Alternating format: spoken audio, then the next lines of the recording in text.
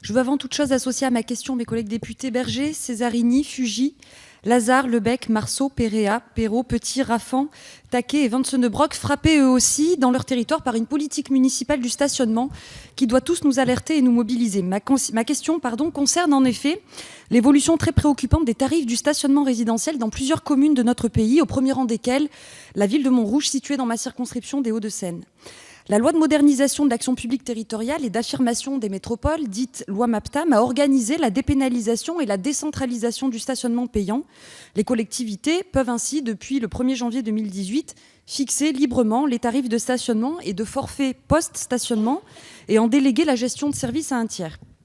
Or, nous constatons dans plusieurs villes, celle de Montrouge en tête, que cette délégation de services publics s'est accompagnée d'une hausse extrêmement préoccupante des tarifs de stationnement résidentiel, allant jusqu'à doubler par rapport aux anciens tarifs, souvent sans justification pertinente ni concertation citoyenne. La dépénalisation des amendes, telle que prévue par la loi MAPTAM, impliquait-elle d'infliger à nos concitoyens une telle augmentation des tarifs pouvant aller jusqu'à plusieurs centaines d'euros par mois ? Est-il acceptable pour nos concitoyens, nos commerçants, nos artisans de devoir s'acquitter parfois plus de 30 € pour quelques heures seulement de stationnement ? Les choix effectués par ces collectivités en matière de stationnement sont très lourds de conséquences en matière de pouvoir d'achat, bien sûr, mais d'emploi, de vie commerçante, mais également de mobilité. Je constate en effet déjà dans ma circonscription un report du stationnement dans les villes voisines et je vois également des habitants jusqu'alors usagers des transports en commun reprendre chaque jour leur véhicule, leur voiture pour échapper à cette tarification perçue comme injuste avec un enjeu de congestion du trafic et de pollution extrêmement préoccupant alors même que nous œuvrons collectivement pour une mobilité plus propre. Vécu par bon nombre de nos concitoyens comme un nouvel impôt et une marchandisation de l'espace public, ces choix politiques et tarifaires, certes municipaux, ne peuvent laisser indifférente la représentation nationale. C'est pourquoi, Madame la Ministre, je souhaite savoir quelle est la position du gouvernement sur ce qui s'apparente à un dévoiement de la loi MAPTAM et quelles actions entend-il mener pour remédier à de telles situations. Je vous remercie. Merci. Vous avez la parole, Madame la Ministre. Merci, Monsieur le Président. Madame la députée Rossi et tous vos collègues que vous avez associés, peut-être rappeler que la réforme du stationnement payant s'inscrit dans la décentralisation et a d'ailleurs été mise en place à la demande des collectivités territoriales sous le précédent gouvernement.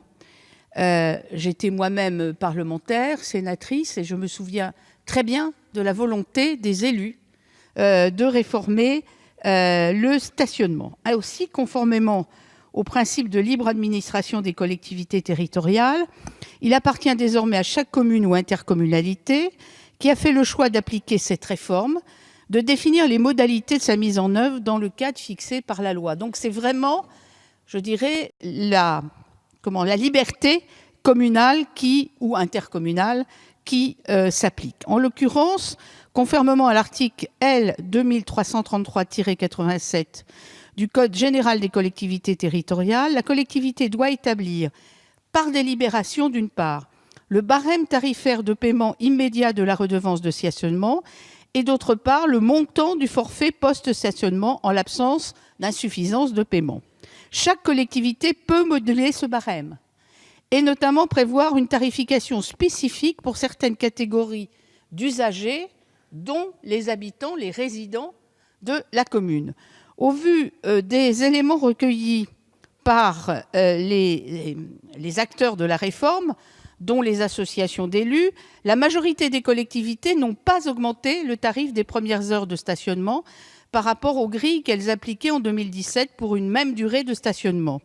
Cependant, dans la mesure où le montant du forfait de post-stationnement correspond à la durée maximale de stationnement prévue, ces mêmes collectivités ont souvent décidé d'allonger la plage horaire du stationnement autorisé et ont fait évoluer en conséquence leur grille tarifaire, ce qui a pu susciter effectivement localement des réactions de la part des usagers. Il est encore un peu tôt pour tirer les enseignements d'une réforme qui était entrée en vigueur il y a 3 mois et demi, et alors que plus de la moitié des quelques 530 collectivités qui ont d'ores et déjà décidé de l'appliquer n'étaient pas totalement toutes opérationnelles début avril, faute d'avoir achevé leur chantier technique tel que la mise en place de leur horodateur. Néanmoins, madame, et en vous ayant écouté et au vu des premiers retours qu'elles ont rendus publics, un certain nombre de villes constatent depuis le début de l'année 1. Une diminution du nombre de voitures ventouses. 2. Une plus grande facilité pour les automobilistes de trouver une place. 3. Une augmentation très sensible du paiement immédiat à l'horodateur. 4. Une hausse des demandes de cartes de stationnement pour les résidents et les professionnels, comme des abonnements dans les parkings. Et enfin, je dois le dire, une assez faible contestation nationale. Nous sommes attentifs, madame, à ce que vous venez de dire et nous regarderons de près ce que vous avez précisé pour Montrouge. Merci. Madame Rossi, en réponse, brièvement. Merci, Monsieur le Président.